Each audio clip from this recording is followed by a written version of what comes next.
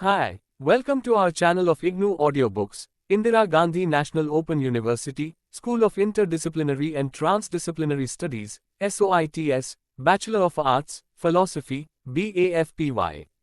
BPYC 101 Introduction to Philosophy, Perspectives, Issues and Early History. Block-3 Upanishadic Philosophy, Core Themes. Unit-8 Brhadaranyaka Upanisad, 8.0 Objectives. In this unit you are expected to know the essential content of the Upanishad such as significance of the Ashwamedha sacrifice and the creation of The, the meaning of prana, life. The importance of vital force. The theme of righteousness. The magnanimity of Supreme Brahman. The direction of seeking the truth and Supreme Brahman. 8.1 Introduction. The Brhadaranyaka is literally translated as Great Forest Teaching. The Brhadaranyaka Upanishad is generally recognized to be the most important of the Upanishads. It forms the part of Satapatha Brahmana. It illustrates an all-embracing, absolute, self-luminous and blissful reality of Brahman recognized as Atman. The Upanishad is widely known for its philosophical statements. The whole composition of the Upanishad is in prose except for a few verses here and there. There are 6 chapters. They are further divided into 47 sections called Brahmanas and they are further divided into paragraphs called Kandikas. There are 3 major sections or Kanda consisting of Madhu Kanda, which explains the teaching of basic identity of the individual and the universal self. Muni Kanda or Yajnavalkya Kanda has philosophical teachings and Khila Kanda narrates certain modes of worship and meditation. The aim of the Upanishad is to teach about self and thereby to show the identity of Atman in Brahman. 8.2 An overview. The first chapter deals with Ashwamedha sacrifice and creation. It is known as Madhu Kanda. The Upanishad starts with the description of a sacrificial horse as a cosmic form. Each part of the horse is described as a divine thing in nature. And the horse has to be meditated as Prajapati or Hiranyagarbha. The Upanishad says that meditating on the horse is equivalent to the horse sacrifice. There is a fable to illustrate the magnanimity of the vital force. Gods requested different organs to sing hymns for them. Once demons learnt about it, they put evil to the organs, and it was only the vital force who could chant for the gods, rescued the organs from evil, fought against the death and brought victory to the gods. As an appreciation, gods offered food for vital force and all the organs agreed to be the part of the vital force. The Creator created the universe and food. There are 7 types of food created. 1 is the basic food for sustenance. 2 foods for gods mean making libation to the gods. 1 is for animals, milk. The other 3 he retained for himself. 2nd to 4th chapters are Munikanda or Yajnavalkya Kanda. The 2nd chapter starts with a discussion between Ajatasatru and Gange. Ajatasatru preaches about self and explains 3 states of mind, waking, dream and deep sleep. Whereas Yajnavalkya teaches, answers and speaks about self with his wife, scholars at the Emperor Janaka's court and to the Emperor Janaka himself. Yajayavalkya tells his wife Maitreyi about the knowledge of self. He says that the real self is heard, reflected on and meditated upon and thus realized. Everyone, even the gods, being and all reject the man who knows them to be different from the self, because all these are only the self. As various kinds of smoke proceed from the fire kindled with damp fuel, even so the Veda etc. have come out of the Supreme Self. The Emperor Janaka performed a sacrifice and wished to give 1,000 cows to a learned Vedic scholar. Yajnavalkya instructs his pupil to lead the cows to his place. And when challenged by the other scholars, he answered all their questions satisfactorily. One of the scholars asked him, "What is immediate and direct, to the inner self?" He replied that it is that which works in the body, prana, apana, vyana and udana. He further explained that it is a sun, hearer, thinker and knower in every body and it cannot be seen directly, heard, thought or known like a sense object. He said more by explaining that it does have physical or psychological emotion. The one who understands this knowledge, he too will be just such. Self-knowledge, he said, once attained will not be lost. When asked if he is aware of inner control, and the sutra connects to it, he confirmed that he knows and said that the sutra is Vayu, and explained about the inner control, how it is in all beings but not acknowledged. It does not have a separate body, but it is his presence that makes the body and the organs. He gave in detail the strength of the inner control. Universit. Adarshto drasta, Ashruta srota, Amato manta, Avijnato vijnata. Isata atmantaryami amrtha atonyad atam. 3.8.1. He said, the inner self that controls you is yourself and immortal. For the question which is above heaven, below the earth, which is heaven and earth both in between and which was, is and will be. Without hesitation he replies that it is, and manifested ether. Once he was examined by the scholars, Yajnavalkya questioned the scholars in return. He asks them, if the tree is pulled out, it springs again, from what root does man spurts after he is cut down by death? None was able to answer his question. He gave an explanation to his question by saying that Brahman, the absolute, intelligence and bliss, is the root from which a dead man is reborn. Yajnavalkya guides the Emperor Janaka in understanding the Supreme Brahman. He tells him that recognizing the vital force, one has to understand Brahman at the grass, subtle and causal body respectively in the state of waking. Dream and deep sleep called Vaisvanra, Tajasa and Prajna. He clarifies further. 5th and 6th chapters form the third and the last division, Khila Kanda of the Upanishad. Khila means supplement. In the beginning of the 5th chapter, invocation is repeated. Adi Sankara's commentary says, Brahman, which is the theme of all the Upanishads, is described once more in this mantra to introduce what follows, for certain aids, to be presently mentioned, Vij, Om. Self-restraint, charity and compassion have to be enjoined as steps to the knowledge of Brahman, aids that, occurring in this supplementary portion, from part of all meditation. Some explain the mantra thus, from the infinite causes the infinite effect is manifested. The manifested effect is also infinite or real at the present moment even in its dualistic form. The 5th chapter introduces some of the auxiliary meditation which do not clash with rites, confer to prosperity and lead one gradually to liberation. Tar etad evesa dervivag anuvadati stinaitno, da. Iti damyata, data, dayadvam. Hai daman, dan dayan. There is a parable about how gods, men and demons understood one sound, da. Prajapati taught gods, men and demons. At the conclusion of the education before leaving the Guru they asked for a final guidance from the Guru. Prajapati said, Da, and asked them how they understood the sound. God said, Da, was, control, men said it was, charity, and demons said that it was, merciful. At that moment they heard the rumbling of the clouds sounding, Da, and repeated, control, give and have compassion. The third section has the deeper and significance of the Prajapati, heart, intellect. Hr Daya. If one meditates on these three syllables, one obtains results corresponding to the meaning of Hr, receive presence, Da, receive power, Ya, have heavenly world. If the meditation on the three syllables is so powerful, how much more must be that on intellect itself? Whole of 5th chapter deals with meditation and the result of such meditation. There are meditations on Satya, solar being, mind, lightning. Vedas as cow, and Vashvanara. The main objective of these meditations is that one must have a definite goal. It is meaningless and will not yield results if one meditates on different things at a time. Meditation means concentration on one thing, deeply, regularly and with determination. The main aim of meditation is to get enlightenment. There is an elaborate discussion about how one should be able to face illness, death and funeral. The Upanishad says that one should look at it as a penance. The qualities, virtues and importance of the vital force are explained at different sections, with explanations and with fables. Here is a meditation on the vital force in different names. As vital force is the chief of all the organs, it has to be meditated as Ukta, as it raises the universe. The one who meditates on vital force as Ukta will have a son who is a knower of vital force. And the one who meditates will achieve union with an abode in the same world as Ukta, then the vital force has to be meditated as Yajus.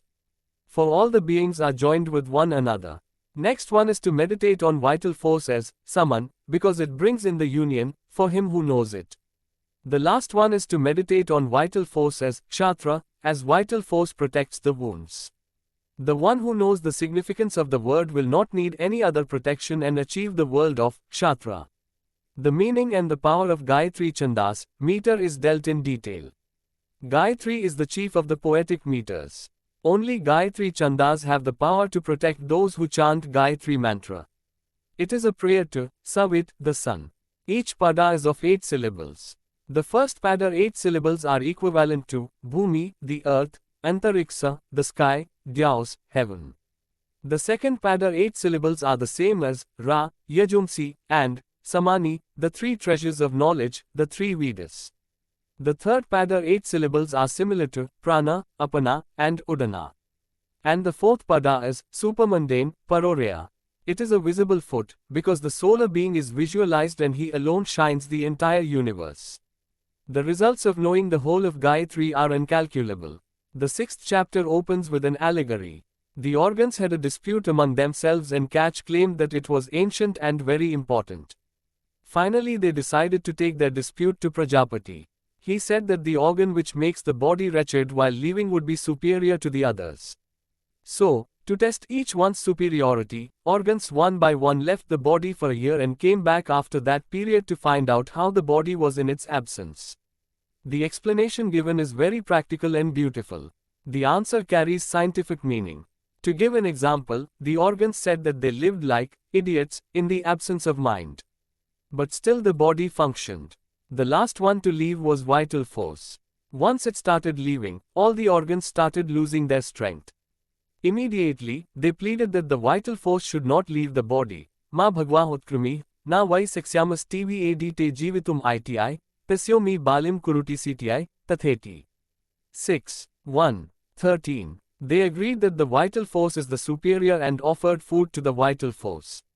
There is an interesting incident about Svetiketu, son of Gautama and grandson of Aruna. Savtekru after completing his education went to the court of the king Prajanya. The king asked him 5 questions and Svetiketu failed to answer all the questions. Even then the king invited him to stay.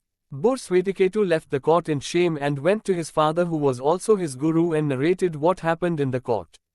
His father expressed his genuine ignorance about the subject talked about in the king's court. But at the same time, he decided that he had to go to the king and learn what he did not know. He invited his son to join him. But Svetiketu refused. The father went and requested the king to take him as a student and learnt about the doctrine of 5 fires, of heaven, the rain gods, the world, man and woman. The king further instructed that the householder and the hermit, if they meditate on these fires, then they would go to Brahmaloka. 8.3 Reflection on a core issue. The first chapter is ritualistic. At the Vedic time, Ashwamedha sacrifice was considered to be the greatest sacrifice and one who performed it would attain Brahmaloka, the highest heaven. In the Upanishad, the description of the sacrificing horse is symbolic. It is looked as a cosmic horse and the description brings out the psychological element that is present in the counterparts of the body of the horse, and the body of the universe outside. Adi Sankara observes that meditating on such a horse will derive the result of the horse sacrifice even without performing the sacrifice. The wanted a company. He created. The universe was created as the creator was all alone and he wanted male and female from his desire. At the same time he did not lose his entity. When the male and female took different species form, all creatures were born. The creator created gods. Then he himself entered all his creation in a microcosm level as a vital force. Vital force guided the different organs in the body. The description of creation is both spiritual in nature and has poetic beauty. Perhaps, the core statement of the Upanishad is the following. Asato ma sadgame, tamaso ma jyotirgame, mistatyorma amtam game. 1. 3. 28. The Upanishad says that repetition of mantra is being given for one who knows the vital force. The one who understands the meaning of the mantra, if one chants the mantra, the result is elevation to divinity. The literal meaning of the mantra is, from unreality led me to reality, from darkness led me to light. From death leads me to immortality. Quote. The first 2 lines have deeper meaning. From unreality, evil, leads me to reality, good, evil is death. If our thoughts and actions are evil, they will degrade us. So lead me away from that type of death. Lead me to good, good is immortality. If one follows righteousness, it will lead to divinity and that is immortality. The second line, from darkness leads me to light, darkness is death, all ignorance, being of the nature of a veil, is darkness and it is death. And light is immortality opposite of darkness and divine in nature. Knowledge brings luminous light, an imperishable nature. The first mantra says, help me to identify myself with the means of realization, instead of with things that are not such, while the second line says, help me to move away, for it is a form of ignorance, and attain identity with the result.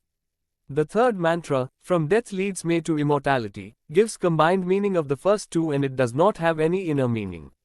If the chanter knows that the vital force is identified with the mantra, then he will be able to obtain a boon that he desires for. 8.4 Philosophical response. Man and an individual soul, Atman, and at times. The Upanishad speaks of a universal Brahman and an individual soul, Atman, and at times asserts the identity of both. Brahman is the ultimate, both transcendent and immanent, the absolute infinite existence, the sum total of all that I was or shall be. The Upanishad brings out the mystic nature and intense philosophy. Brahman is not described as the God in a monotheistic sense, but he is be all and end all, who resides within us. The Upanishad opens with a description of a symbolic placement of the parts of the individual in the cosmic quarters, with the spiritual purpose of an individual meditation, where the subject mingles with the object. The individual mentioned here is the horse of the Ashwamedha sacrifice, which is the object of sacred use, and while commonly considered, it is one of the items in the Ashwamedha yajna, and it becomes a part of an external act, in the Upanishad. It becomes a piece of contemplation to transfer every object to a universal subject. It transforms the ritual technique into an inward contemplation of the spirit. Adi Sankara and others have mentioned that the horse mentioned here is Prajapati, or a creator of the cosmos. It is not just an animal in the sacrifice. That is how one needs to look at it. So, there is a descent from casual condition to subtle condition, and from subtle to gross, and from gross to the variegated forms of manifestation in this world. So also the horse to be contemplated in the various aspects of its functions. And the functions are mentioned here in respect of the ritual of the Ashwamedha sacrifice. The creation of the universe has symbolic description. How things came, and what is that we see with our eyes? What is the connection between the effect and cause? What is our connection with the universal being? What is the relationship between the individual and the absolute? All these are discussed in detail. The Upanishad narrates how ignorance can be removed by understanding the vital force, the self. It is difficult to say when or how the ignorance comes. But the knowledge, determination to know the truth, a seeker can understand self. Once it is realized that the self is the supreme Brahman, the knower will become Brahman, there will be no distinction between the two.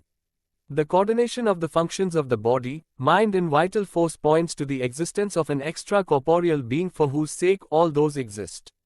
This is what we know as the individual self. But its nature is transcendent. Stripped of the limiting adjuncts that are superimposed by any science, the individual self is identical with the supreme self, innance, come within the range of the organs.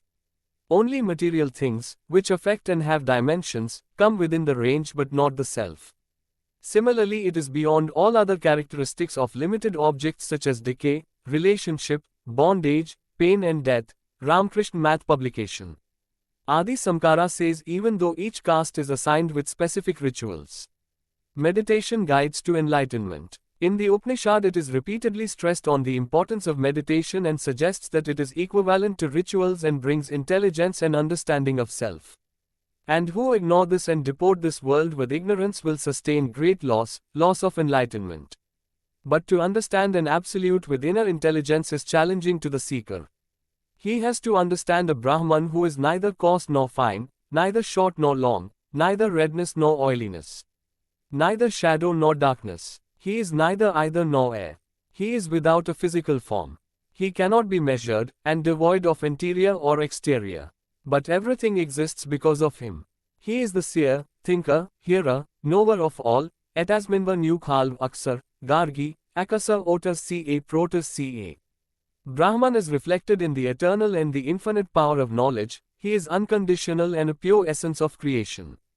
The realization of such Brahman as Supreme Self will lead to truth. This truth does not come in slow pace, but like a flash of lightning. The enlightenment is instantaneous. Not this, suggests that while there is a realm which consists of the duality of subject and object, which is perceived by the intelligence to be coextensive and reciprocally necessary, there is absolute unity from which all dualities proceed, which is itself above duality. Many systems of thought distinguish between the absolutely transcendent Godhead, who dwelleth in the light which no man can approach unto, and the Creator God. In this famous passage of Na Iti Na Iti, the Upanishad speaks to us of the absolute transcendent non-empirical Godhead. S. Radhakrishnan. The Upanishad takes the readers to examine the depth of perfection in them and see the purity within to realize Brahman. The means to this end is knowledge, truth, righteousness, and understanding the magnanimity of the heart. If one is determined and honest in seeking the enlightenment, one is sure to experience the power of Supreme Brahman within. 8.5 Let us sum up. The Upanishad starts with Ashwamedha sacrifice. The horse is compared to the cosmic being and says that each part of the horse has to be meditated upon in relation to cosmic beings. Starting from the horse, it takes to the creation of the universe. There was nothing whatsoever here in the beginning. From nothing everything started, the creation of a beautiful universe. And the magnanimity of life is prana. Self, Atman, is superior to everything else. The Upanishad covers rituals. Enthralling description of the creation of the universe. It has interesting fables to make the reader understand the importance of vital force. The creation of righteousness is fascinating and beautiful. It brings out how righteousness is the answer to seek the truth and Brahman. There are intellectual discourses to emphasize the magnanimity of Supreme Brahman. Literal and inner meaning of the sound, da, word, food, and mantra, astoma sadgame, are narrated in a highly significant way. The Upanishad successfully narrates that the meditation is as powerful as the ritual. Various meditations are given and the results of such meditations are stressed. There is a lengthy discussion on Gayati, meter, to work in. Action of seeking the truth. The Upanishad is successful in helping the reader to work in the direction of seeking the truth and Supreme Brahman. Thank you for watching. We will see you in the next video with the next chapter.